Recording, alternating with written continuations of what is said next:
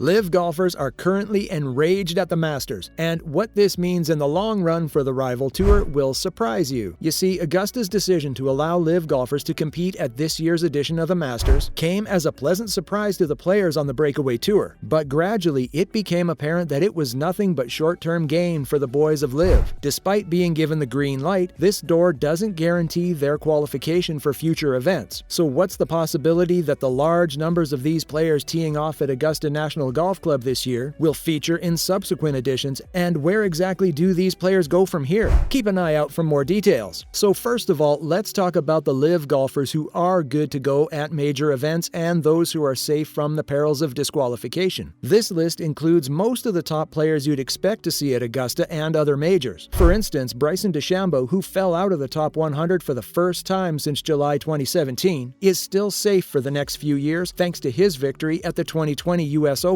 Even though Patrick Reed dropped all the way down to rank 66 in 2022 from 25th, he's also set for at least one more year of British Open and for life at the Masters thanks to his 2018 Masters win. Then we have Cameron Smith, who joined LIV Golf late into the first season and has since only dropped to number 5. That said, even if he were to somehow slip out at the top, which isn't an impossible thing right now in and of itself, he'd still be in good shape. Why? Because he won the British Open last year, so he's essentially got a lifetime invitation to St. Andrews. Plus, he can also enter the other major championships for the next 5 years. Not to mention Dustin Johnson, who has dropped down to number 54 in the world rankings. With his 2021 win at Augusta National, he's all set for most of the major tournaments until 2025. What's more, his 2016 US Open win also extends his invitation there through 2026. Then we have a few of the league's biggest names who have lifetime invitations to these majors after winning them multiple times. DJ, Patrick Reed, Sergio Garcia, Schwartzel, and Mickelson will all be present at Augusta National, even if they're completely wiped off the world rankings. The same can be said for players like Martin Kamer and Brooks Koepka, who are set for both the PGA Championships. And on that same note, we have Henrik Stenson and Louis Oosthuizen competing for life at the Open Championship. Also, some of these players overlap these events too. For example, the Big Phil has a lifetime membership to 3 out of the 4 major tournaments. But guess who doesn't care about who has lifetime membership or has won enough majors to feature in subsequent Augusta tournaments? Yep, Tiger Woods. The 15-time major champ has been very vocal about the Rebel League and has stated that these players have turned their backs on the tour that got them to where they are. He also admitted that his friendship with some of the boys on the other side has taken a different path. But here's the vital part of this episode. You see, even though Fred Ridley and company have given the green light to members of the PIF-funded series for this year's event, their place in it is still not 100% confirmed. As a matter of fact, even if the league doesn't find a solution to its official World Golf Rankings problems soon, most of its finest talents could actually find themselves missing out on a major tournament. The Masters' decision not to sideline any player based on their allegiance is actually great news to the boys of LIV Golf, because they can now throw their hat into the ring at the competition this April and compete for a place in history. And golf fans want to see their favorite and competitive players like Open champion Cam Smith and Dustin Johnson playing at Augusta National Golf Club in Georgia. However, this doesn't call for a full-blown celebration just yet, because even though the door is widely open to members of the Rebel League, it actually doesn't guarantee their qualification. In fact, it hardly guarantees anything. And to ensure that they make their way into the major tournaments, these players have no choice but to meet the qualification criteria. And here's the dicey part. According to the world ranking, you'd have to perform well at the previous tournament or be in the top 50. There are also other routes one can take to get there, but the OWGR remains the deal, because while some lucky professionals like Smith have their slot already booked in one of golf's 4 major competitions because they've won highly ranked competitions over the last few years, a lot of other stars on the breakaway league could find themselves missing out on major qualification simply because the league doesn't have the OWGR approval yet. As expected, they've been sliding down the rankings such that many of them aren't recognized among the 50 best golfers in the world anymore. And at this point, it's safe to say that things are getting riskier. But no matter how how risky it can get. Some players on the other side have no atom of sympathy for the rebels, and Justin Thomas is one of them. Thomas remarked that it's the players' fault for making their decision. They knew full well that there's a high possibility that they won't have world ranking points if they went into it. Still, they took that risk. So in my opinion, that's their own fault. Thomas went on to say that although he's a little disappointed in the players who switched allegiances, he has no grudges whatsoever against any of them. I've often said that guys can do whatever they want. They can choose to go or stay, but I know the PGA Tour remains the best place to play in the world. Another player who seems to have a more balanced opinion is Jon Rahm. Rahm said that although more and more players would cross to the other side, the rest of them on tour are pleased with the direction it's heading and the changes it's making to adapt to the new age. He also said these players' decisions have no effect on his relationship with them. I respect their choices, and that doesn't stop us from being friends. At least Rahm and Thomas were balanced in their opinion. You can go wherever you want to go, but just don't come crying if you're sliding down the rankings, or you'd have to cut it loose from major events. Speaking of cutting loose, which LIV stars are currently sitting on the edge? It's no news that most LIV players haven't won any major event in recent history, so they have to do everything it takes to ensure they're in the top 50 by that cutoff point to qualify. Abraham Answer, for starters, is currently sitting at number 30 and is safe for the Masters. Plus, he also has an automatic qualification for the PGA Championship thanks to his T9 finish in 2022. But again, he's gonna have to stay on top of his game for the other majors. Joaquin Niemann is also in a pretty similar spot, as he's currently sitting at number 22 and is safe for the Masters. But like most other people on this list, he has no major wins to fall back on, so it's going to be pretty interesting to see where he falls for the rest of the major tournaments. Though usually the PGA Championship tends to take the top 100, while the US Open goes for the top 60 golfers in the world. So all he needs to do is ensure that he performs well at some of the other non-LIV competitions and not fall too far behind. LIV talents like Kevin Na, Louis Oosthuizen, and Jason Kokrak will all have to compete in other events for a shot at the major events because they're way too close to the edge to be considered safe right now. Other than that, Harold Varner III has an invitation to the Masters this year, but nothing else is guaranteed. Although there might not be any guarantees for these players on LIV Golf going into the tournament on one foot, golf legend Jack Nicklaus has a totally different opinion. While sharing his thoughts on the Saudi Breakaway Series, Nicklaus said the only thing guaranteed in the golf world is the existence of the PGA Tour. The golf legend admitted that most of these defectors shouldn't be blamed because the non-Americans among them are not privileged to the organized setup of the game in the United States, like junior programs, high school programs, college programs, secondary tours, and even major tours. There's a loyalty built up with our guys here. They obviously didn't have that, and I understand. So they've been presented with an opportunity to do something for their families that they wouldn't have been able to do on the regular tour. And now it's over to you. Should LIV stars be worried about their rankings and major qualifications? We'll catch you in the next one.